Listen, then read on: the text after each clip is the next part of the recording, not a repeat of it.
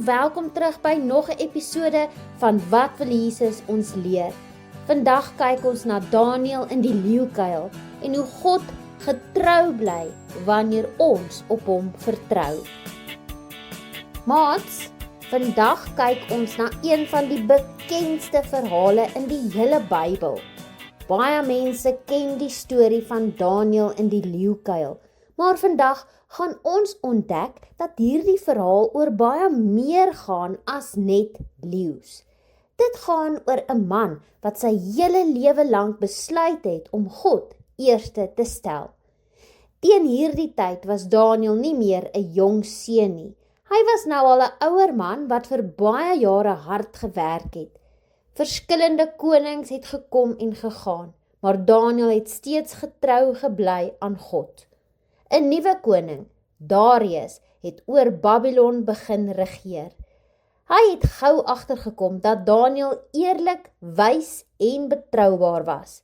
Daarom het hy Daniël aangestel as een van die belangrikste leiers in die hele koninkryk.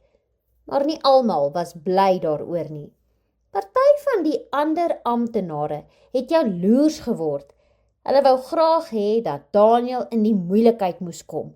Hulle het oral na foute in sy werk gesoek. Hulle het gekyk of hy oneerlik was. Hulle het gekyk of hy geld gesteel het. Hulle het selfs gekyk of hy nie sy werk goed genoeg doen nie. Maar hulle kon niks verkeerd kry nie. Die Bybel sê, Daniël was betroubaar, eerlik en getrou. En toe besef hulle dat daar net een manier is om hom vas te trek. Sy liefde vir God. Ons kernvers vandag is Daniël 6 vers 22 en 23. Toe antwoord Daniël, mag die koning baie lank lewe. My God het sy engel gestuur om die bekke van die leeu's toe te sluit, sodat hulle my niks kon aandoen nie, want hy het bevind dat ek nie teen hom oortree het nie. Ook teenoor u het ek niks verkeerd gedoen nie, u majesteit.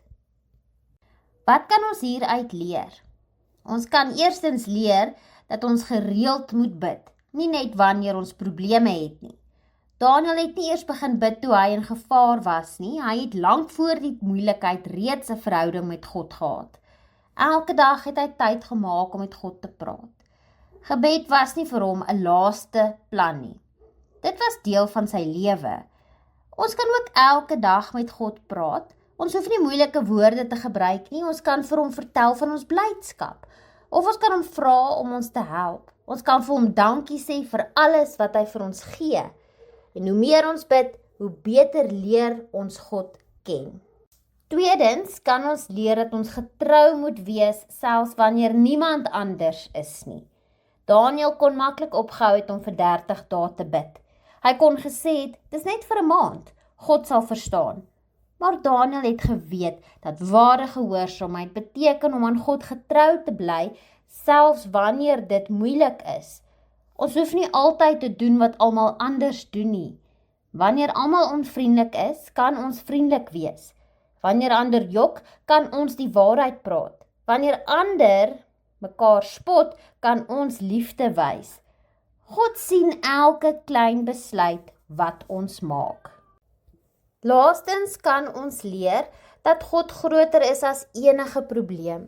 Die leeukuil het gelyk soos die einde van Daniël se verhaal. Mense het gedink daar is geen hoop meer nie. Leeu's is sterk diere, hulle het groot tande en skerp kloue. Niemand sou uit eie krag tussen honger leeu's kon oorleef nie. Maar God is sterker as enige iets waarvoor ons bang is. God het 'n engel gestuur om die leeu se bekke toe te hou. Die leeu's kon Daniël nie seermaak nie, omdat God hom beskerm het. En dit beteken nie dat God altyd elke moeilike situasie op dieselfde manier oplos nie. Soms verander hy ons omstandighede en soms gee hy vir ons die krag om daardeur te gaan. Maar een ding bly altyd waar. God laat ons nooit alleen nie. Ons het dalk nie regte leeu's wat ons jaag nie, maar ons het soms leeu's in ons eie lewe. Miskien voel 'n moeilike toets soos 'n leeu. Miskien voel 'n rusie met 'n maatjie soos 'n leeu, of dit voel of iemand jou afkraak of uitsluit. Dalk is jy bang vir iets wat gaan gebeur. Wanneer ons bang voel, kan ons onthou dat God reeds weet waardeur ons gaan. Niks verras hom nie. Hy hoor ons gebede en hy sien ons trane. Hy verstaan ons vrese en hy stap elke tree saam met ons.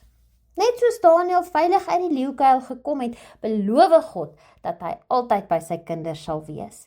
Ons hoef nie alles altyd alleen te dra nie, want ons hemelse Vader sorg vir ons. Wat beteken dit vir ons? Die verhaal van Daniel leer ons dat geloof nie net iets is wat ons op 'n Sondag doen nie. Dit is iets wat ons elke dag leef. Dis hoe ons praat, optree en ander behandel. En hoe ons God vertrou wanneer dinge moeilik raak. As ons elke dag naby aan God leef, sal hy ons ook help wanneer moeilike dae kom. Hy verander nooit nie. En hy bly altyd dieselfde, liefdevolle, getroue God. Kom ons bid saam. Liewe Hemelse Vader, dankie vir die voorbeeld van Daniel. Dankie dat hy elke dag tyd gemaak het om met u te praat en help my om ook getrou te wees, selfs wanneer dit moeilik is. Wanneer ek bang voel of groot probleme het, herinner my dat u groter is as enige leeu in my lewe.